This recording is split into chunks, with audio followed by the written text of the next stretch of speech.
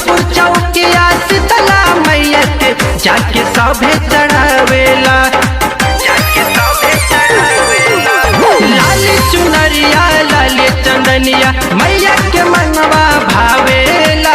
जौनपुर चौकिया शीतला मैया के जाके सभे चढ़ावेला। नया डिजाइन के अढ़ौल हरवा मलिया से गुथवाइब हो एहो इच्छा के पापा।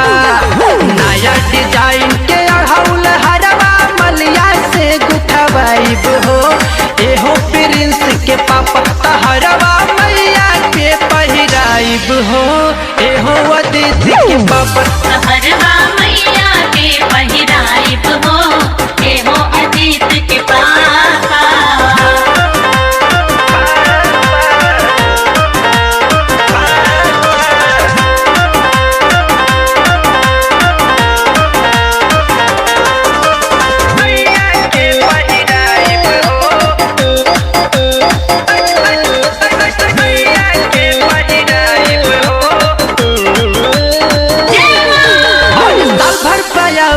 देवी मैया चढ़ेला जब नवरात्र हो।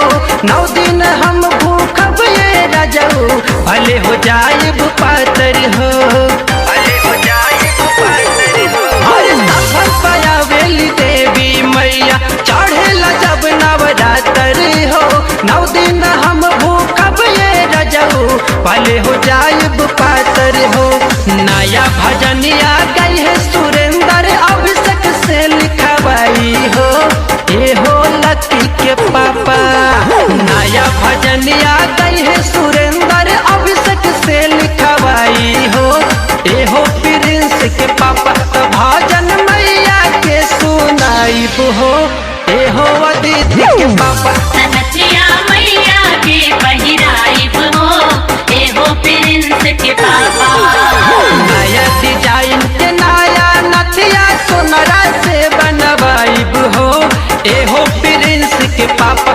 नथिया मैया के पहिराइब हो एहो प्रिंस के पापा। तहरवा मैया के पहिराइब हो एहो